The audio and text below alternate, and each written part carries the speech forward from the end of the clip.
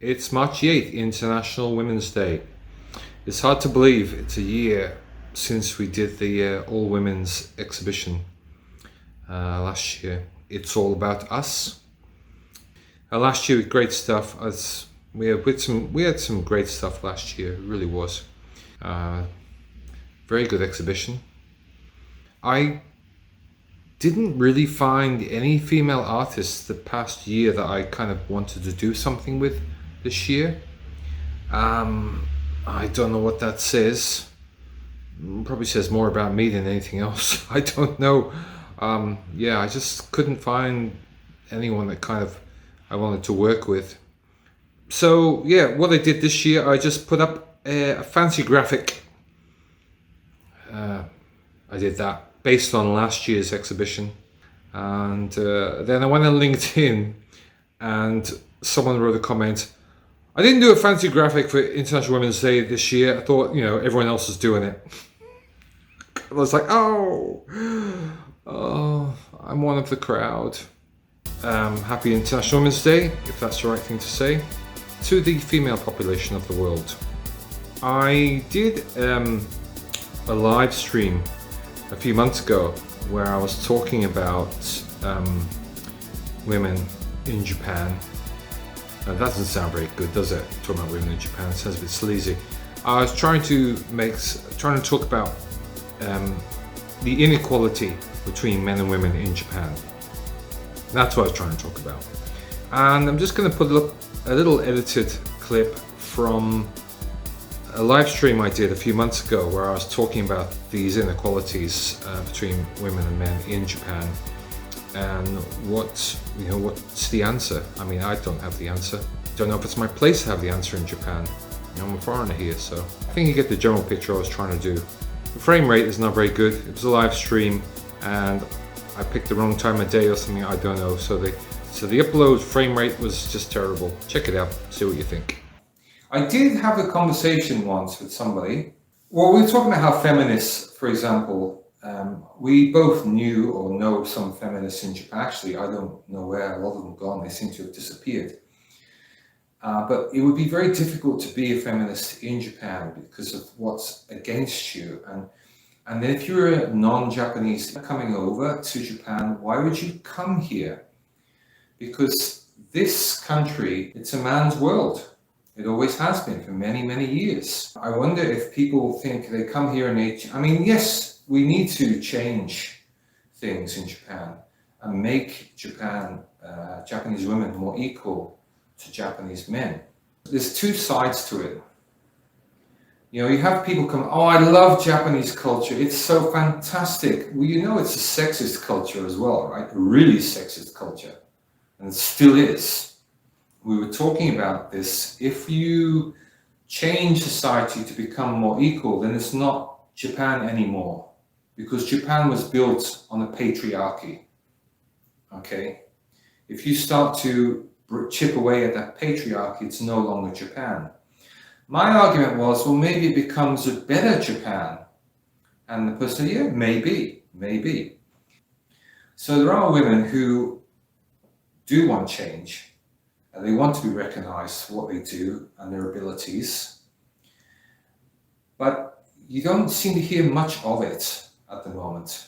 The other person I was talking to was saying, well, that's because in Japan, men and women in Japan have always had a very precise role in society. Okay? The man's job is to go out, earn money to support the family. And the woman's job is to look after the home, and if they have children, look after the children. And that's how it's supposed to be. And this person was arguing that that's what Japanese people want. They like it that way. Japanese women like it that way. I don't know myself. The Japanese women I know, not many of them think that way, but that's, I haven't spoken to everybody, but that's what this other person was saying. That was the argument. It's like, maybe they don't want to be equal in the same way that Western women want to be equal.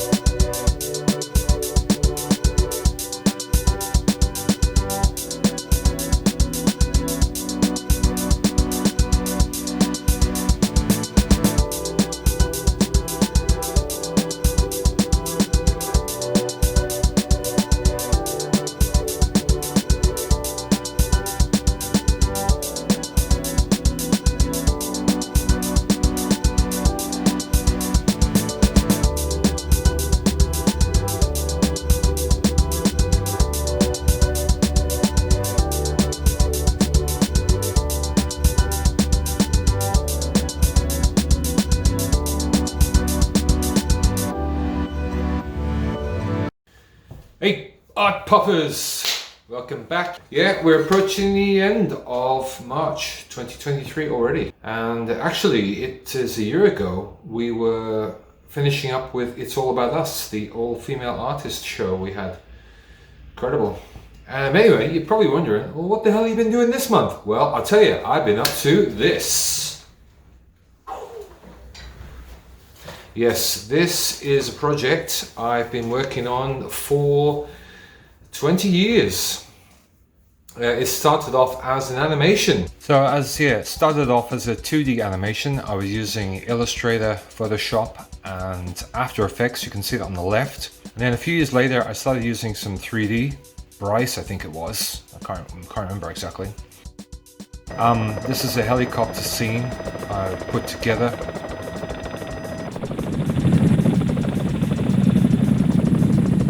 There was the arrival of the Australian Air Force in their hand-me-down helicopters. It was set in Australia at that time, this animation, which now the book is not. You can see here actually that the back then, 20 years ago, the screen size we're using was 640 by 480 pixels. No widescreen back then. So yeah, it seems really unusual to see that now. And this is one of the characters there, the helicopter pilot. And the newsreader was in this, and yeah, the actual animation was not very long, maybe 2 or 3 minutes. And there's the helicopter I decided to make in 3D. So now it's changed to a book.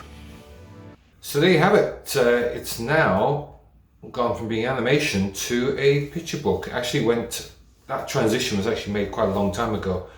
But this project has been starting and stopping and starting and stopping for 20 years now. And it's now at the stage where I have to do something before it's too late. This is it. This is kind of the end game. Big project to finish up on. Big year, big year.